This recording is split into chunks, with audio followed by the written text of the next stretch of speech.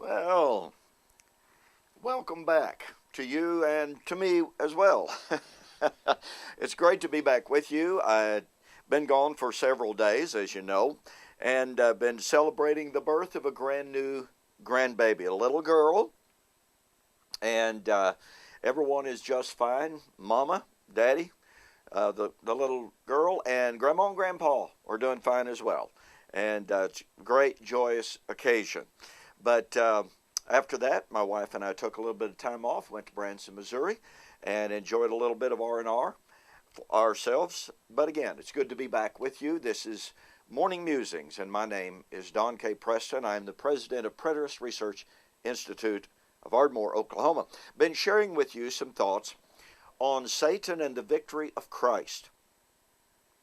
Those who oppose covenant eschatology like to look around and they say, well, now if what you're saying is true, i.e. that Christ came in AD 70, then surely Satan was defeated, but all you have to do is look around you, and we have evil in the world.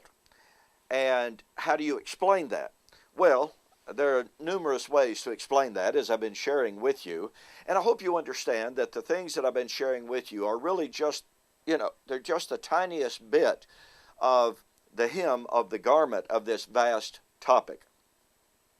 But one of the things that I think is absolutely critical to understand is that the cessation of the charismata, the arrival of the kingdom, the victory of Christ, all of those things are absolutely one-to-one equivalents, and here is what is so absolutely critical. Those things constituted the hope of Israel. Now, we've looked at 1 Corinthians chapter 13, where Paul said the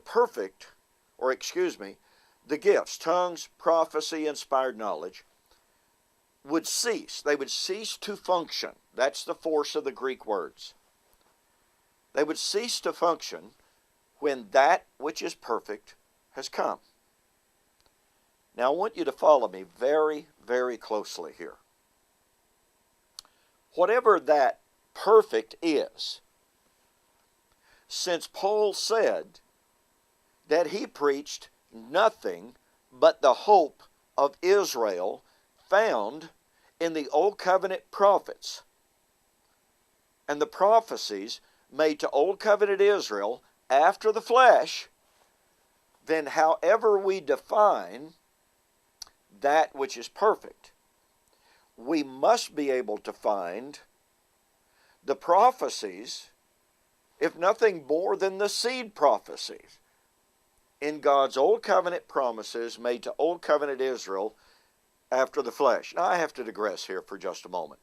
It's absolutely astounding to me that many of the current opponents of covenant eschatology seek to find or to create a dichotomy between the eschatological hope of Israel and, for instance, the hope of the resurrection in Genesis. In my public debate with Joel McDermott, Joel McDermott had an eschatology related to Abraham that was somehow, some way, sort of, kinda, not the eschatological hope of Israel to be fulfilled at the consummation of Israel's hope.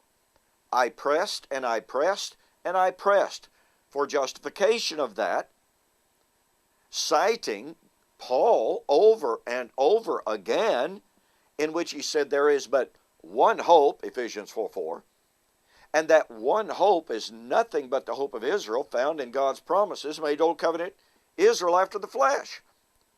And all we basically got in response to, well, what my belief system allows me to believe this. Well, I really don't care what a belief system allows you to believe unless you have exegetical demonstration and proof for your belief system. You don't have anything.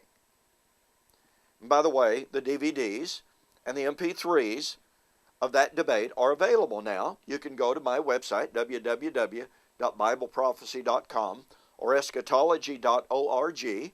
And as usual here on YouTube, if you mention that you saw the offer on YouTube, I will refund your shipping. Now, it'll charge you shipping, but I will refund it. So the first point that we want to make here that's absolutely so critical, that is overlooked, this point is overlooked by the amillennialist, it's overlooked by the postmillennialist, and in some ways even overlooked by the dispensationalist. But whatever that which is perfect was or is, whatever that which is perfect was or is, the time of the cessation of the charismata, that which is perfect is defined, found in the Old Covenant promises made to Old Covenant Israel after the flesh. In our next segment, we'll begin exploring the definition of that which is perfect, Paul's eschatological hope. You don't want to miss it. So, thanks for joining me on this morning's Morning Musings, and we'll see you on the flip side.